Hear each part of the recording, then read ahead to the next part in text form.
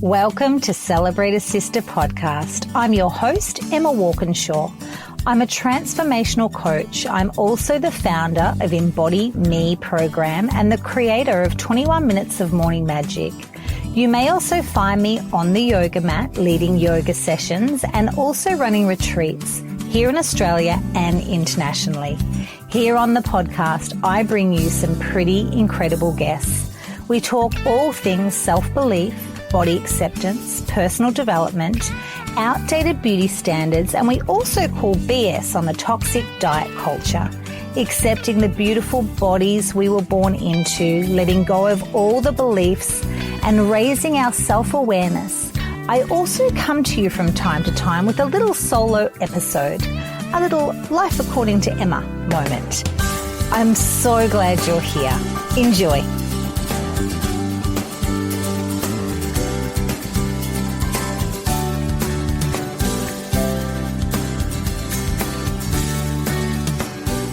Are you ready to break free from the chains of diet culture and step into a life filled with confidence? I am so excited to introduce to you Body Love Bootcamp. This course designed to help you reject toxic beauty standards and embrace the powerful, confident woman that you are. Join the waitlist now to be the first to transform your relationship with your body. It's time to move from self-loathing to self-love. Sign up today. There is a link in the show notes and you'll be the first to hear once Body Love Bootcamp is out into the world, and it's coming very soon. A big warm welcome to this week's episode of Celebrate a Sister. This week, I am joined by Peta Lea Brenda. Let me tell you a little bit about Peta Lea. She is an empowerment coach, a speaker, and the founder of the Woman Empire Project here in Australia. It's designed to inspire women to embrace their unlimited potential. She is committed to creating a transformative environment where women feel uplifted and ready to boldly chase their dreams. Through her coaching, Peta Lea helps women break free from the constraints, fostering a purpose-driven and thriving life. Her mission is quite simple. It's to empower women to reconnect with their self-worth, embrace authenticity, and lead lives filled with purpose, love, in pursuit of their dreams. Peta Lea advocates for women to prioritize their need of self-care. She believes that with a clear vision and self-belief, any woman can achieve her goals. A big warm welcome, Peta Lea. Thanks for joining me. Hello. Hello, Emma. Thank you so much for having me. It is wonderful, and I cannot wait to hear all about this beautiful vision you have of yours of the Women Empire Project. Because I know this is the next evolution of who you are and what you do. So I do want to ask, can you share with us a defining moment in your own life that inspired you to create the Woman Empire Project? Yes, absolutely. It's all happened really fast, to be honest. So up until June, I was a Reiki master teacher. I was a women's retreat facilitator. I was very much in the spiritual space. I'm a very spiritual person, and I've done a lot of healings and journeys over the last 3 years. But in June, I took to the stage in a program called She Speaks Academy, where I learned how to craft my signature talk. Over 8 weeks, I did a program, and at the end of the 8 weeks, I got on stage in front of a sold-out audience of over 80 women, and I delivered my 9-minute signature talk. Now, standing up there, and I get goosebumps when I speak about this, standing on that stage, something ignited within me, and I got off and I was like, I want to speak everywhere. This is what I want to be doing. I want to impact women from the stage. So I went off and I started looking, where can I speak? How can I get in front of as many people as I can? And what I found was a really, not very nice statistic, which is 70% of the world's speakers are men. And only 30% are women and men get majority of the roles. And I was like, no, that doesn't sit well with me. I am going to create my own stage. And then I sort of had this epiphany, and that was literally what I said out loud. I'm going to create my own stage. And I really get chills when I say this out loud. And next minute, I just had this idea, this download. It was absolutely a drop in. I'm going to create Australia's newest, biggest women's empowerment event, which has a stage of sorts. It's not going to be an actual stage, but a place for women speakers, a panel of us speaking to an audience of women who want to be empowered, who want to be inspired, and through listening to the women on the panel just have this newfound sense of passion and purpose within them.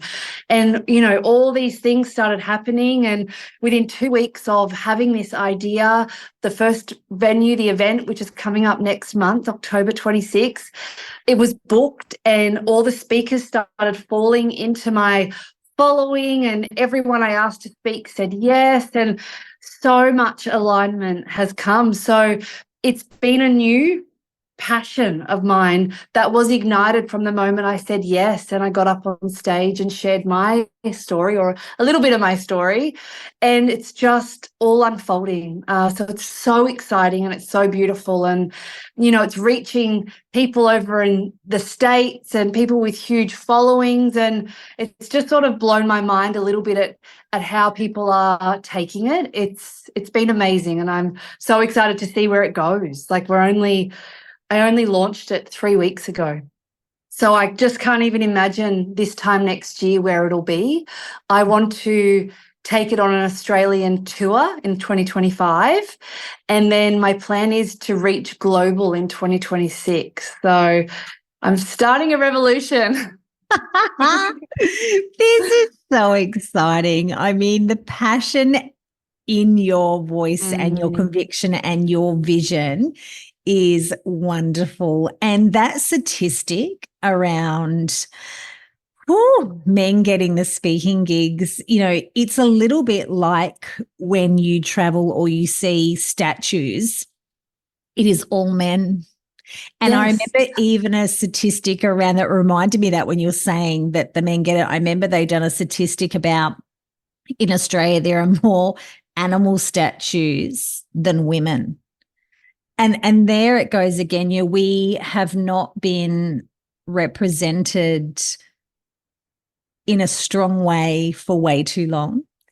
And this is very exciting to know that you are starting a revolution or adding to this conversation and actually taking action, putting money where your mouth is and saying, well, if I'm not going to get the speaking gigs, I am going to create the stage. And I'm going to open that for other women. And someone's got to be first, right? Yeah, that's right. And, you know, I had so much, you know, self-doubt. Is this the right thing? Obviously, throwing events in 2024 isn't cheap.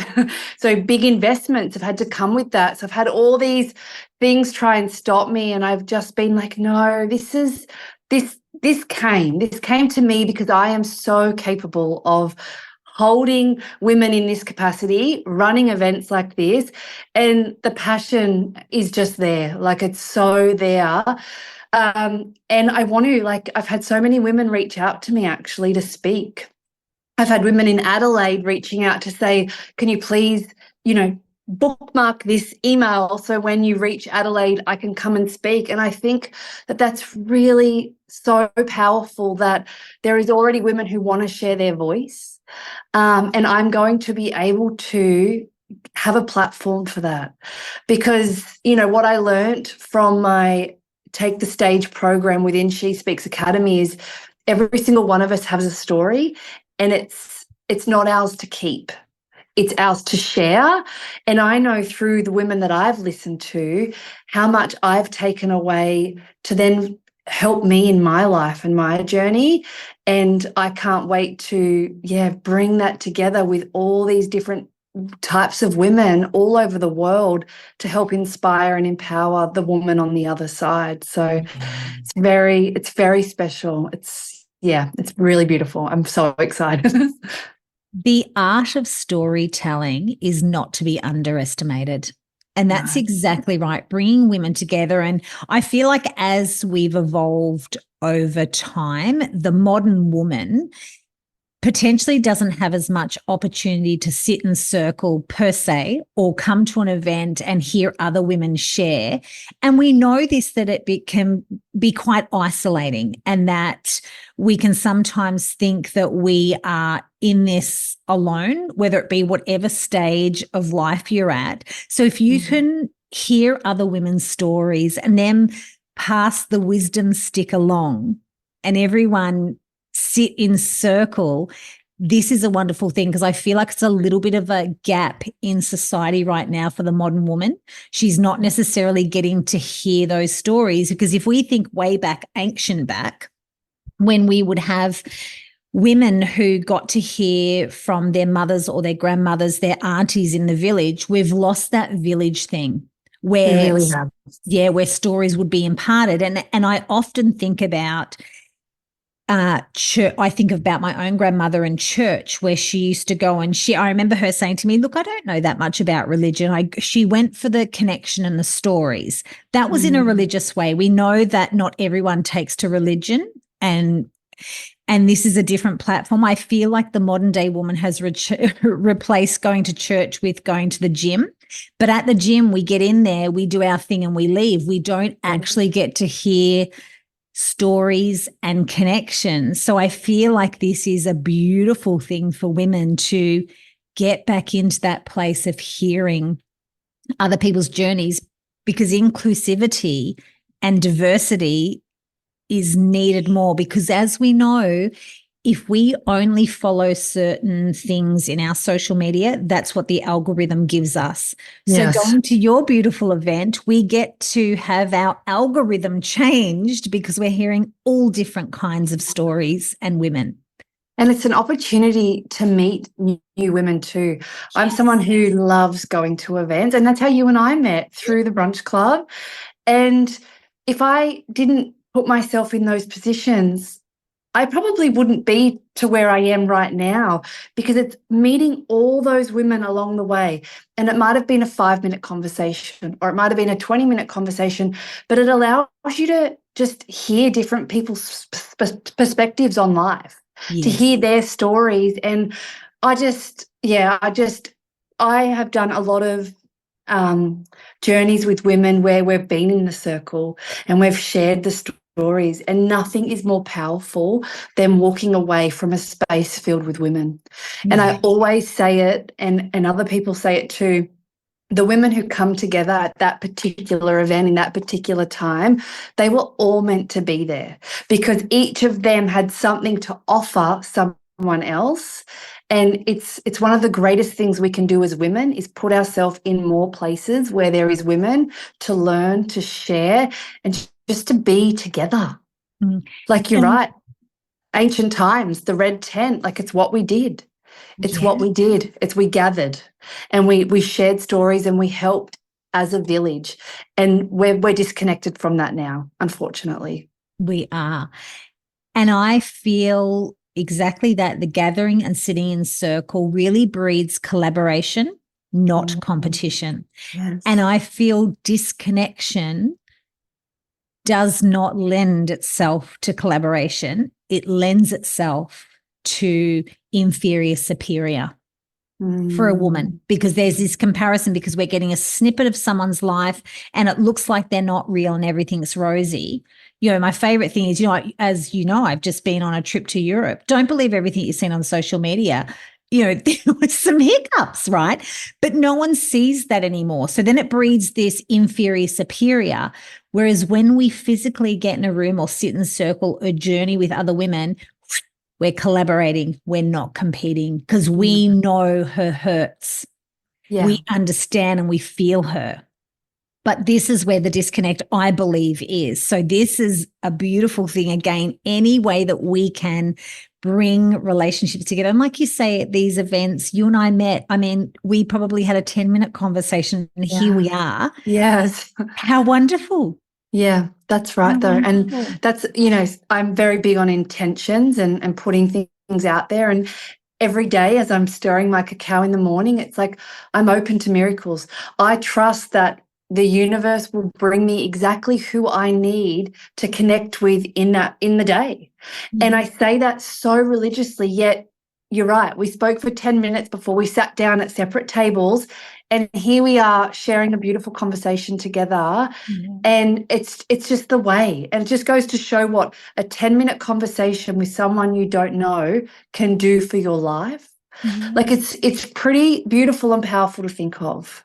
Yes. And I love that intention when you're making your cacao in the morning. Can you say it again for us? So I say many, but one of them is I am open to all the miracles that will find me, and I am open to meeting the people that I need to meet, and I trust that the people who I need to meet in my journey will come to me, and they always do. And Oh, they always do. When I had the idea about the Woman Empire Project, I was like, okay, who am I getting to speak? And I sat down and I closed my eyes and my hand went on my heart and I said, I need you to bring the speakers to me. Within 4 hours, someone pressed follow on my account and I was like, oh, had a look. And instantly I was like, she's your speaker. She was the first person I asked, the beautiful Samantha J, and she said yes. And that was with the power of intention and just how quick the power of intention can happen. So I'm always saying it, I'm always putting it out there, and then having that level of trust that who's meant to come into my life will. yeah. And the power of connection is so beautiful. I love that. Thank you for sharing. That is You're beautiful. welcome.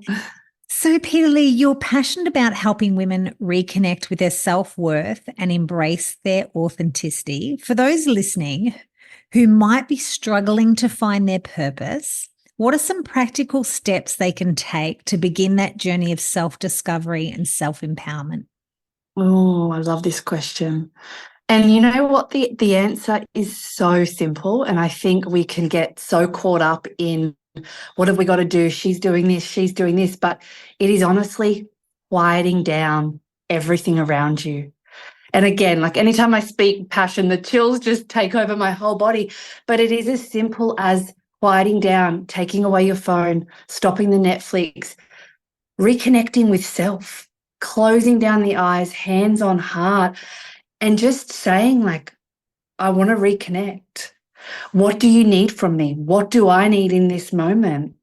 I held a retreat last weekend, actually, and it was this simple practice we did each morning of closing down our eyes, hand on heart, bringing awareness to our breath. But what do I need today? And the answer comes. And if you do this at home, you'll be so surprised at what actually happens when you are closing down your eyes. There's no one but yourself, you, your soul, your heart, your mind, your body, and asking yourself those simple questions. So my answer to your question is time with self. And I know a lot of people can struggle with that. I know a lot of people can struggle with having no noise around them. So some of the things I like to tell people to do is start with a beautiful song, a song that makes you feel really good about yourself. So it's not silent, because I know some people can struggle with the silence at the start. And just closing down your eyes and, swaying, having your hand on your heart and just feeling into your body. I believe that connecting with our body is where the self-worth comes from, and being able to ask ourselves the questions and listen, but be open to receiving. Yes. Mm. Yes. And do you feel that perhaps the resistance to getting quiet and asking is because then you may need to listen, you may need to take action, you may need to stop doing, you may need to start doing. And I guess with that practice, thinking through this myself, if I'm going to actually sit and reconnect, I've then got to, like you say, listen and then potentially do something or stop doing something. Yeah. And I think that's what there's and I know this from conversations with women, but there's a level of fear of what actually happens when they quiet down everything and they actually have that realization that they have to now do something. And that can be scary to them because then doing that one thing changes their whole life. And it puts them in a place of stepping into the unknown. And that can be really scary. I want to share a story with you. Last year, I took part in a 12-month journey, the School of Shamanic Womancraft. Absolute changed my life, changed the person I am. I was able to rediscover who I am at a soul level and just reconnect on the deepest of deepest levels. I had a 10-day, actually, this time last year, I was in the bush with 30 women on a 10-day solo wilderness experience. So we created the village together. Well, I'd been journeying with the women the whole year, but for 72 hours of our 10 days, we would go into the bush with just our tent, our water, and our drum. No food and your journal. So you really connected back in. I had a little bit of a different journey. I had a lot of fear come up for me around being in the bush of dark and all the things, but I had the journey that I needed to have. Coming out of that, I started to get this pain in my chest. And I was like, it was very uncomfortable. And I started to feel into it. And I was sort of blocking it a little bit as well. Like I didn't want to go there. I didn't know what it was trying to tell me when I first started. But then I started sitting with it. And what I realized, this pain, was that I needed to leave my husband and walk away from my husband. And I once I realized what the pain was, the pain didn't go away. It wasn't until I stood in the kitchen one night and I said to him, our marriage is over. I can't do this anymore. The pain left. And I felt so free, even though I never felt trapped. I felt so free because I had acknowledged what my body was trying to tell me. And so many women, and I've had conversations with so many women, wouldn't do that because of what's on the other side and what that would mean to them. But actually listening to what I needed to do was the best thing I could have done. And all that's transpired since then came from saying, I need to let go of this now after 14 years. So it can be really, really scary, but you also have to trust that your soul, your body, your heart, your mind knows what you need. Yes. So, and if you sit with it long enough to say why, like, why is it hurting? What is this, this continuous feelings coming up? Why? And then you get the answer. If you don't act on it, it's not going to go away. And it might then stop hurting in the chest and it might go to severe back problems or something like that. So it's so important that when you've listened, that you actually act on what your body told you. Yes. But yeah, it's a very powerful story and one that will become part of the unique message I share, because it was in the listening to my body and what I needed to do and making that decision to then step on side of the unknown with my 4 children, that my whole life changed. That is powerful. It is powerful. Yeah. Mm-hmm. And do you often ponder, if you hadn't have had that conversation in the kitchen that night, where you'd be now? Yeah, I think I would have still been, doing my retreats and doing all the things that I love to do before sort of, mid-year this year. But what I think's changed is my passion and drive for everything that I'm doing. So, I'm now a single mom who has 4 children. I want to create a life for my children, like their wildest dreams. Like we're manifesting a trip to Disneyland next year, November. We leave on the 11th of the 11th, 2025. Me and my children talk about it every day, but it's really done that for me. It's given me this passion and purpose to actually follow through with every dream I have now, every vision I have. I've had many over the years and I haven't necessarily gone through with that because I haven't had to. But now, as I'm the sole income provider for our family, I need to step up.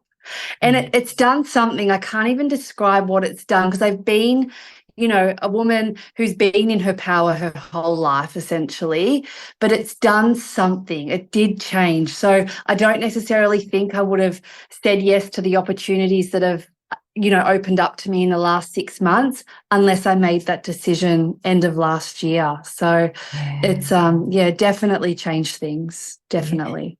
Now, this next question, you don't have to answer it. Mm-hmm. However, I'm curious, was your husband on the same page as you? Were you both in this place where you both felt this, but it was unspoken until you spoke up, or not? No, so it's only one-sided, which has been challenging in itself. I've been on when I was young, I can't even say I've been on the opposite end of that. I understand what it can be like when you love someone so much and then they're like, no. So I feel for him, and we're still really good friends, and that's a big intention I set every single day, to have that friendship as, parents of our children. Yeah. And I think that's really important. And again, it's, that writing your own story. So I don't necessarily believe society is very welcoming to parents that are friends. It's usually all the mess and all the crap that comes along with that. But I said to him, like, we get to write this story. We get to choose how we show up in front of our children with each other. Let's do it. Let's do it. Let's do it proud to them. Yes. Because that's the most important thing. My mum and dad separated when I was 10, and for the first couple of years there was tension, but then my dad sat at the end of the table across from my stepdad my entire teenage life. Every Christmas my dad was there. My mum remarried, and I would imagine that would have been very difficult for my father, but he did it. He did it until we sort of reached our 20s and started having our children, and then he stepped right back. But what we all remember, especially I'm the eldest of 4, but my younger siblings remember they had their dad, they had their mum, and then their stepdad. I moved out quite young, but they had that all the time. And I think that's really beautiful and, has made them who they are today as well, having that family unity. Yes. Yeah. I have a friend that has also separated from her husband, and they co-parent really, really well. And it, like you're saying, and it's quite unique. It's actually quite unique, I think, but they both also made that decision like you have and set that intention and have really been very respectful of each other. Yes. And saying we're co-parenting, and I would imagine you both feel this way too. We love these human beings so much that we will still co-parent beautifully. Yeah. And that's a decision. It is a decision. It is an absolute decision, and one anyone can make. Yeah. I mean, I think, and it becomes hard. Like, I think with any relationship of long term and then children in the mix, especially, and I look back to like the unhealed feminine and the unhealed masculine, which I was in the unhealed version for 10 years of my marriage, like relationship. There was a lot of stuff that come up within that because I wasn't aware of healing and doing the inner work. So there was a lot of years where, resentment built up. So it can get to a point where I understand why people can't go at it and do it beautifully for their children because there is too much. But again, it's having that awareness of actually it can be this way. It can be this way, and this is how I want to contribute to it moving forward. And again, that's my journey and the part I'll play in it. And then just sort of praying and putting out there that the other party comes to it as well. Yeah. And it's all we can do. It's all we can do. But yeah, I hope that when our children get older, they look back at it and go, considering mum and dad separated, we still had it pretty good. Like, my hope is the Christmases, Easters, all the things can still be shared together, Yes. because it's important for the children. Yeah. And also for you both too. Yeah. Yes. It is important for your own happiness and less stress and calm energy and your nervous system. I would imagine there would be a lot of energy expelled if you were constantly, after a relationship breaks down, holding each other, as an opposition, like as an enemy. That in itself would have to have a bit of a toll on someone's well-being and nervous system. Oh, absolutely. I couldn't even imagine what that friction would do, especially like having to, I suppose, talk to someone and connect with someone for the next 10 years whilst you raise small humans. I couldn't even imagine having it toxic. It was so draining, and I really feel for anyone out there that is in that position. Yeah, it's painful. It would be absolutely painful. Yeah. Well done that you've navigated this and are in that beautiful place of everyday choosing for it to be harmonious. Yeah, thank you. It's powerful. Just like setting the intentions and, choosing what today's going to look like. And we all have that option with anything. You wake up every day, no matter what happened yesterday, you can start fresh again today. Yeah. Sorry. You're right, my love. Yes, it is that question. I often will ask the question in my morning magic group, which is, how do you want to feel today? And then everyone comes up with their feeling, and then we place an I am in front of it, because we know the two words I am are the most powerful words, but it's what comes after I am that is the power. That's right. That's right. Brilliant. Now, I did want to ask Peta Lea, if you had some words of wisdom that you would like to give your younger self, what would you say to her? And what age would she be that you would give these words of wisdom to her? Yeah, so that's very powerful.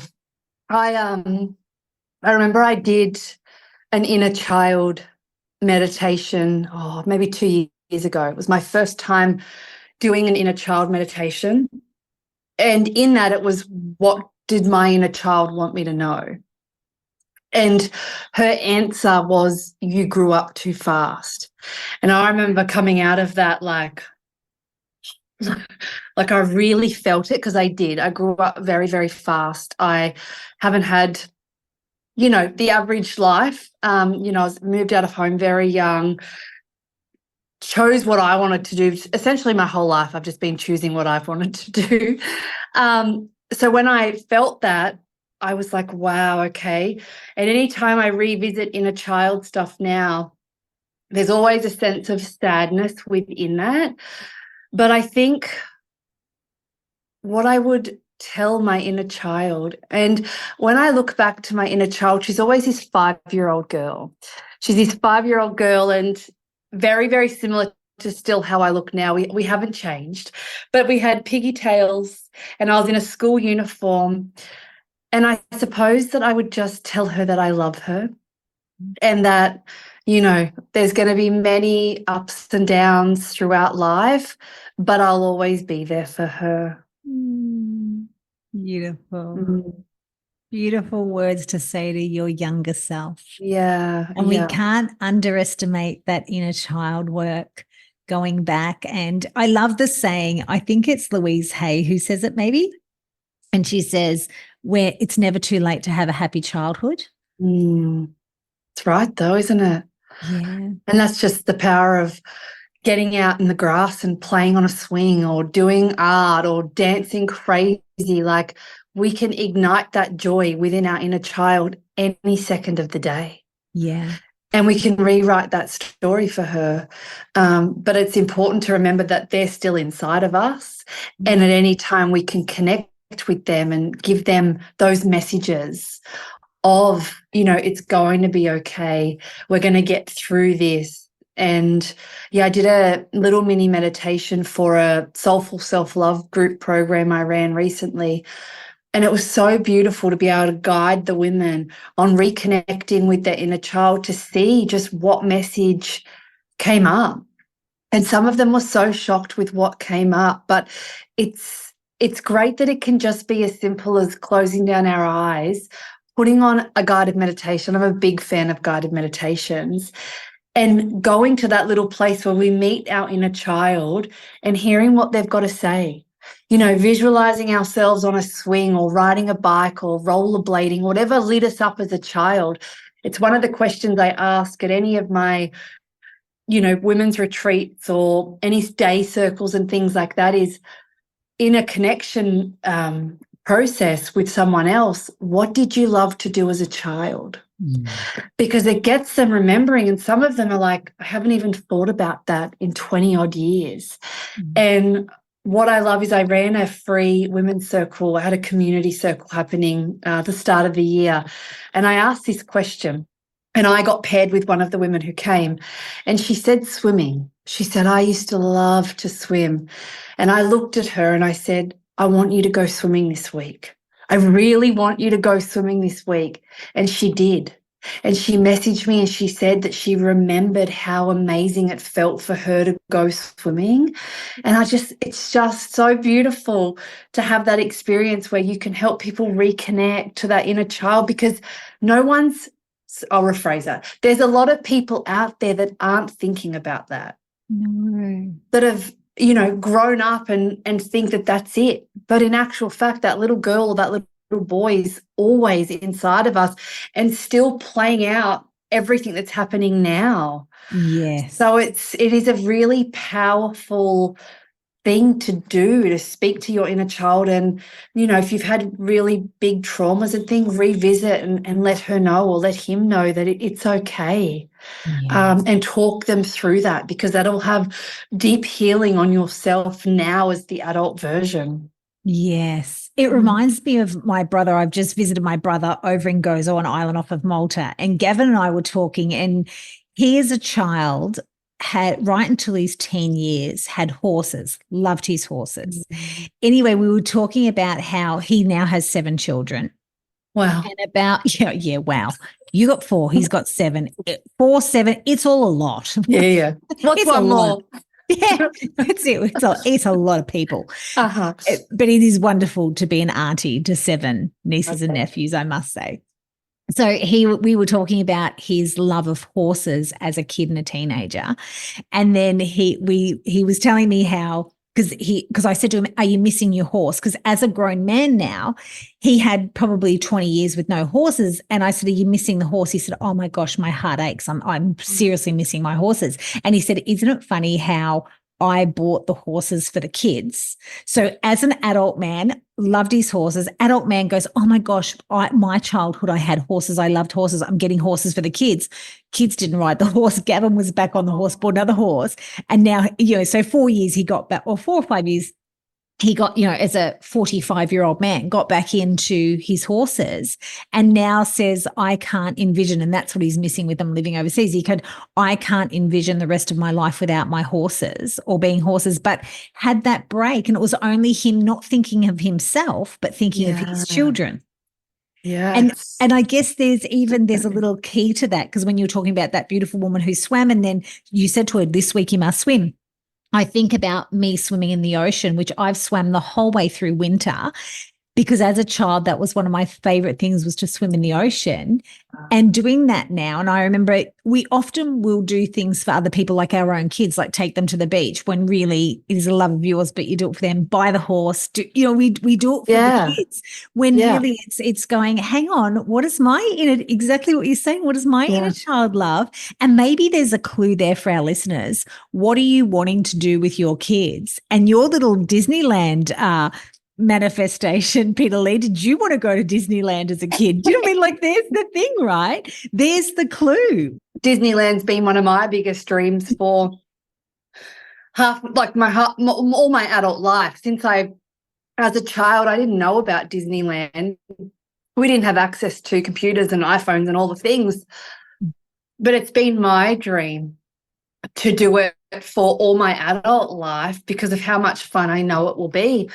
And I'm just thinking back to yesterday, my daughter had a birthday party sleepover at her friend's house, and her friend got a Tamagotchi. And I was around 10 years old, 9 to 10, and I had Tamagotchis. Yeah. And my daughter's friend picked it up out of the box. She's like, look what I got. And I was like, that's a Tamagotchi.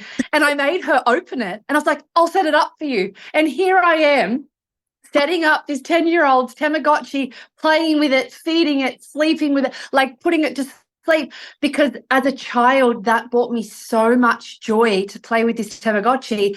And then I come home thinking, I've got to get Tamagotchis in the kids' Santa sacks this year because I want to play with Tamagotchis. But it does. It always comes back around, I find.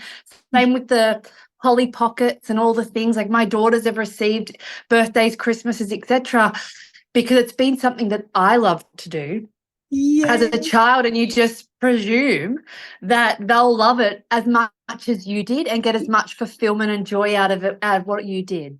Yes, when the truth is we just need to buy our own horses, buy our own Tamagotchis, buy our own Polly Pockets, and let the kids have their own childhood. And you know what? I often think if adults did start to play with the toys we played with, there would be a level of fulfillment and joy and happiness. Like it's innately in us. Yeah, and maybe even healing. You back to that exactly. It's never too late to have a happy childhood. That was a beautiful, happy time in your childhood. So go back and revisit it. Yeah, that's right. And you know, connect in with your inner child in that moment. Let's play Tamagotchis together. Let's go swimming together. Let's ride horses together. And having that beautiful connection. Wonderful. Oh, it is, isn't it? Peta Lea, I'm so excited to come to your beautiful event. Now, did you say the 26th of October? Yes, October 26th at the Rooftop Collective, at the Collective Rooftop, 11:30 till 3:30 p.m. So an extraordinary 4-hour event touching on all senses, and I'll pop it in. It's a little drop of sneak peek, but there's going to be lots of giveaways. And I was like, how can I do giveaways in a fun, exciting, tapping into your inner child? Yeah. And I've got these little red boxes, and every single person, these boxes will come around on platters, and you'll pick a box, and inside the box will determine whether you've won a prize. And it's just like, I think about this and I'm just like, you know, as children, we get the presents and we want to rip them open to see what's inside. This event, I want to touch on all the senses whilst inspiring and empowering, and it's going to be really beautiful. I'm really excited. Me too. I cannot wait to join you. So that's for all of our listeners. That's on the Gold Coast. It's at Palm Beach, isn't it? Palm Beach, yes. It's at Palm Beach. So for all of my Gold Coast ladies, the 26th of October, that is when we are going to gather with beautiful Peta Lea and her panel of speakers who are storytelling and inspiring and uplifting. And like you said in this conversation, the people in the room that you might have a 5-minute, 10-minute, 20-minute conversation with can end up being a wonderful person you could collaborate with, connect with, have a friendship with. Absolutely. It's absolutely. And you just never know. I went to an event recently and someone came with me. She met a woman and they've become really good friends. They meet for coffee weekly. And it just goes to show you have no idea what is waiting for you within anything you do, whether it's that stroll down the Esplanade or going to an event. You just never know when someone is going to be put in your path that'll change your life forever. And within this event, it's 4 hours. I've allowed so much room for women to connect because I know what it's like when women are dressed up, glass of champagne or a sparkling water, lots of food. We mingle. We love to talk. We do. So there's so much spaciousness to talk and dance and connect and network. It's going to be a really beautiful day. I'm really excited for the women who are joining. it's going to be very special, very, very special. Wonderful. Thank you. Thank you, Peta Lea. I have loved our conversation today.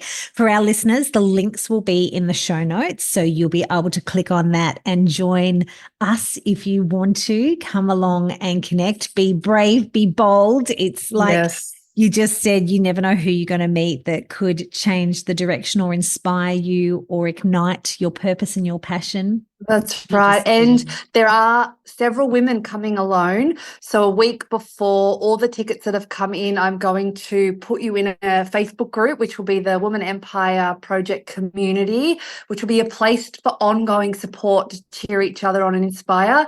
But for any women coming alone, that'll be a great way. I'll do a thread. You can start to connect and maybe meet beforehand and come together. But as I said to someone that asked this question today, this event is going to be so welcoming. If you're coming alone, you are not going to feel alone at all, and I'm going to make sure of it. Oh, beautiful. I love that. That is a beautiful intention to say everyone is welcome. Yeah, and everyone is.